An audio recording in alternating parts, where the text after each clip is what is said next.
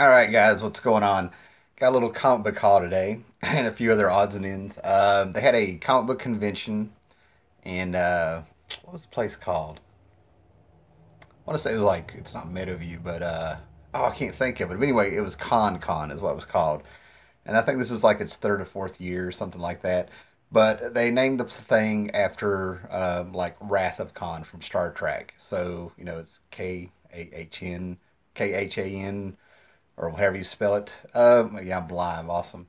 Con. So I went down there and they had a couple of vendors and really good stuff going on down there. It was in a gymnasium to I guess an elementary school down there or something. I guess that's what it was. But it was a good time. Ran into a few people I knew. Had lunch with some friends and stuff. I was only there for like maybe I don't know 2 3 hours and stuff. And got some pretty good stuff. Um, some of the things I picked up before the con and stuff like that, I ended up getting new XMen 128, which for you XMen aficionados out there, this is the first appearance of Phantom X, which I think yeah, Phantom X, which has a bit of a cult following and stuff, right? But the thing about it, the store that I got this at, I'm not going to name the place anymore because when I went through some of the boxes and he had this in here, there was two of them, and he looks at me and he's like, what's the deal with this one? You're getting two of them. And I'm just sitting there flat out telling him, I'm like, well, it's just the first appearance of Phantom X. The guy's never been in a movie. He decides to keep one. Right. I got it out of his box. I'm selling it. Talked to two of my friends. Not a good move, so I probably won't go there anymore. Then I got these two. These in kindergarten, this was a Spider-Man story that I loved because, it had dinosaurs and the lizard in it and Stegron and everything like that. And I read it and reread it and everything. So over the years, it kind of, who knows what happened to it. It was my stepdad's.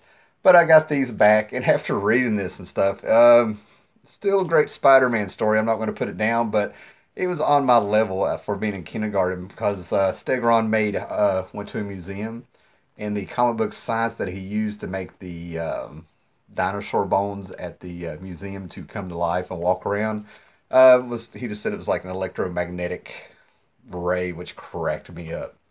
I can see the comments, man. So that's kind of cool. They're popping up. I'm doing this on my phone. I still don't have a computer fixed. I haven't been home enough to do anything. But anyway, the comic books that I have are 165 and 166. Okay, see if I can get these to show. But anyway, there's that's Stegron on the cover, and Spider-Man's getting eaten by a Tyrannosaurus Rex skull. And here's the second part where the lizard pops in. So these were pretty good. Okay, now down to the Webcon haul, right? So real quick, what I got here. This is Flaming Carrot Comics number 26. Got this thing because it has the turtles in there. I'm at a different angle in the house. I'm gonna have to do something about the lighting. But in this one, it has the Mystery Men, the Flaming Carrots, some turtles, umpires. I've only read 2 or 3 stories of the Flaming Carrot comics, and basically it's a guy who his superpowers emerged when he sat down and read like 1,000 comic books in one setting. Really glad to find this. John Toddenbin and Alan Moore from Eclipse Comics, Miracle Man number 12. Got this for $1 from the original run back in the day. Really glad to get this. I'm always picking up anything Alan Moore. Now this book here, I went ahead and I paid $5 for. Still got a hustle on it. The guy wanted 8. I talked him down. But Bernie Wrightston was a co-creator of Swamp Thing, and I also love the Hulk. So to see the Incredible Hulk 197, Bernie Wrightston cover drawing the Man Thing. Now this is not my giant size Man Thing I'm showing you. I don't know you well enough yet. But hey, man, still I got a Man Thing to show you with a massive size Hulk penetrating it, going right through him. But it's just a fantastic little book there. Really glad to get that. And then I got this for $1. Batman meets the Teenage Mutant Ninja Turtles. I heard some good things on this. He had the entire miniseries, just missing one issue, but I just grabbed number 1 to kind of sample it, see if I liked it. Like I said, I've heard great things. It's also in trade, but I have a number 1. Then I fell down. I couldn't believe I saw this in the dollar box. Okay, but from the '80s, man, from 1986, Mike Zeck cover, Mike Zeck art. But this is my second one that I've picked up for $1. But it's a Captain America annual number 8, Wolverine versus with just an iconic cover. Wolverine there going against the shield of Captain America. Great stuff there. Could not believe I found these. I found some Bronze Age borderline. Hey there, Zet covers. I found these. I've got some people commenting here, man. The comments are staying up just long enough for me to try to read in there. But picked up these today for $1. Cannot believe it. I hope the lighting is holding up. But ended up getting the Avengers number 113 and 114 for $1 a piece. I went through these before I bought them. Nothing's cut out, stapled, glossy. Just a really good shape there. Some Scarlet Witch over the Vision. And I love this is an upgrade for me. The Celestial Madonna Mantis, and then the Swordsman. I love this copy. Love this. I love this whole story with Mantis that I went through back in the day. It's kind of funny to see her in Guardians of the Galaxy because it was like nothing with what goes on with her. And then I just grabbed this for $1. I have a bunch of Deadpool books I'm going to go ahead and put on eBay pretty soon. But I ended up finding this and couldn't pass it up. Yes, it's an X-Force number 1. And Rob Liefeld seems to be having a resurgence in his, popularity again, probably because of the Deadpool movies and stuff. But it also came with the Deadpool card, so I'm going to throw that in a Deadpool lot on eBay.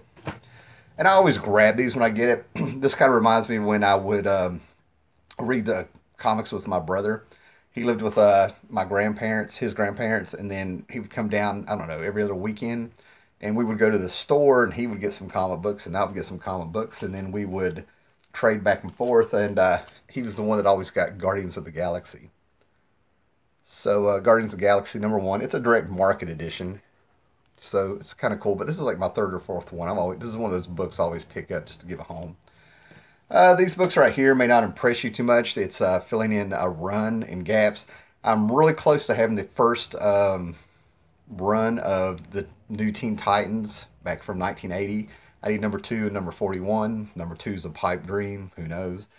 And then when they went to Baxter series in '84, I'm really close to having that first 100 issue run. There's some issues Marv Wolfman didn't write in the '90s, but that's all right. But anyway, I got a George Perez cover here. It's number 23, Starfire versus Blackfire. Finally, I think this is from like '86. Yeah, 1986.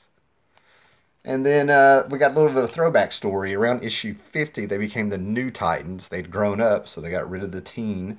And we have a throwback story where they go back where Nightwing was still Robin and Kid Flash was still Flash.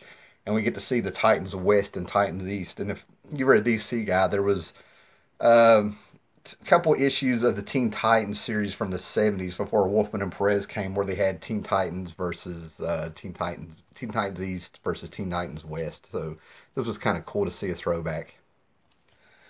All right, and then these books right here, I just was really amazed to find because I'm always looking for, I probably need like 5 or 6 issues going back to the early '90s with the Valiant run, all the Valiant books. I'm always looking for the Jim Shooter issues where he was involved in tight storytelling. And I about fell down. I found these for $1. XO Man of War number 3. So this is probably, after these 2 books, I think I have my entire XO collection. And XO number 4 with the Harbingers. There's faith. There's faith. So yeah, and Torque, all them. It's kind of real fun. XO Man of War is Bob Layton's take on basically a Viking who could be Conan. Gets an alien suit / symbiote that is more Iron Man. Great stuff. Great stuff. Number 7. I don't know if I have this or not, but I loved how Solar. Basically, I love the design of the cover. Barry Windsor Smith covers are just fantastic. That is all tech. All these wires and alien technology there. I just love how he designed it look like a spider web because it was spider aliens. Good stuff. Good stuff. And then found number 9. This may be a double, but it's okay because you always got to, grab a book where you have a baby with godlike powers just ripping through people.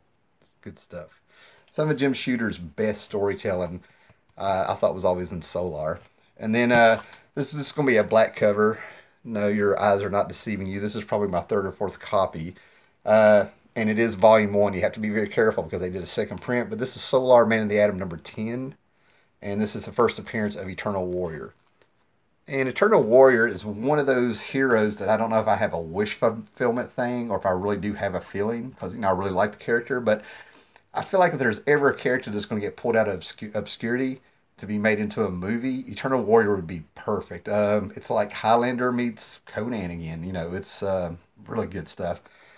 And I like how, man, there's a lot of people here on the live show, man. That's awesome. More than I thought. Because I was shooting this to hurry and get these books out and put them back up because I'm shooting on my phone. I still don't have a computer. But I'm also starting to start sketching and drawing again. If you're on my Facebook or my Twitter, you probably saw this and stuff.